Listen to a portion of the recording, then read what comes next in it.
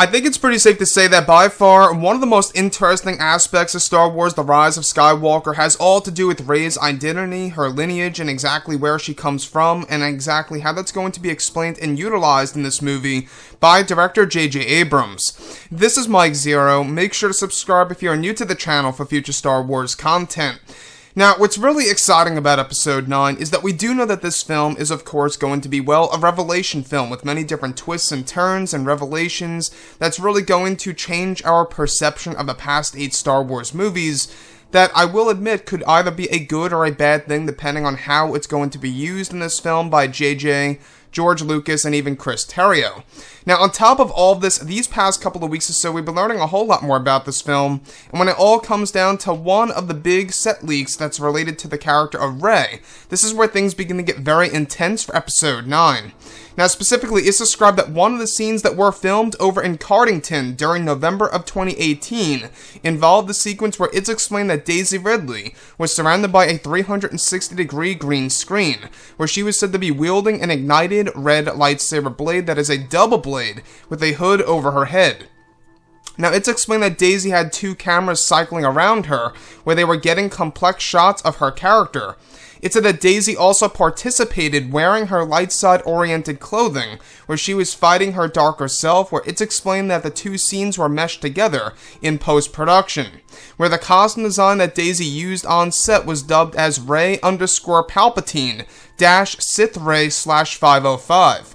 It's described that the dark Rey outfit goes by the name of Rey Palpatine, and even one of the other sequences that were filmed involved Rey wearing her white clothing with the hood over her head when confronting her darker self, where that too was dubbed as Rey_Palpatine -white/trim 4. It's explained that there is a sequence and a big connection between Rey and Palpatine in the film in the actual second act of the movie by JJ, and that some merchandise planned for 2020 is also actually described to demonstrate that connection between Rey and Palpatine. So let's go over a couple of parts about this. Now, we've been hearing a lot of different, leaks and, of course, connections to Rey and Palpatine and how that's going to be a thing in Episode 9, and a lot of fans have a lot of mixed reactions on her being a Palpatine or a descendant of the Palpatine bloodline. And it really brings one to question exactly how did she even become a Palpatine. Now, there's a lot of talk, as we went over, that she is going to be the granddaughter of Palpatine in this movie, as we have gone over. Many of the hints and or indicators that have been placed for that in this movie.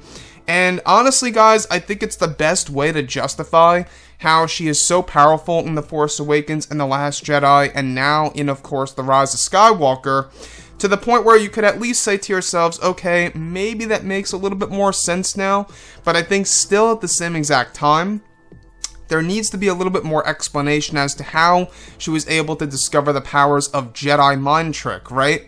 Because if she is indeed a descendant of the Palpatine, right, bloodline, which really seems like that is indeed the case, since the actual clothing that she wears on set was dubbed as Rey_Palpatine, and even her light side-oriented clothing was dubbed as Rey_Palpatine. So what I like so much about this is that this definitely does give us the fact that Rey does indeed have a dark side. She has a dark, dormant power that lies within her, as we have been going over now for about 9 months, since, last year even almost. And when we look at Episode 9, this movie does have a lot going for it when it comes to, of course, exploring that other side of Rey's character that fans never really got to see. In fact, if you guys read The Last Jedi, or should I say The Force Awakens novelization, when she's fighting Kylo Ren on Starkiller Base, she actually hears a voice speaking to her in her mind, telling her to kill Kylo Ren.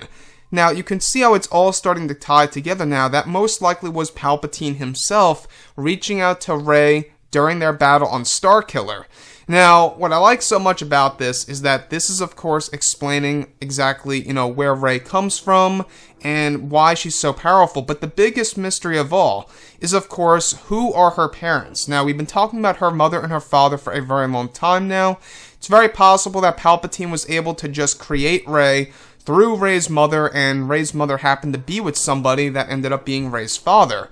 Or it's very possible that Palpatine did indeed legitimately have kids with somebody else, and he had a romance, which I don't really see that as a thing. I think that it's more possible that it's what's going to be close to what was alluded to in, of course, the latest Darth Vader issue of 2018, where Palpatine initiates the birth of Anakin through Shmi by using these dark side powers. That's what I could see happening in The Rise of Skywalker, and, you know, they really do have to explain this in great detail, either in the film or in the Rise of Skywalker novelization, and I think that's very important to know exactly how exactly Rey is connected to the Palpatine bloodline.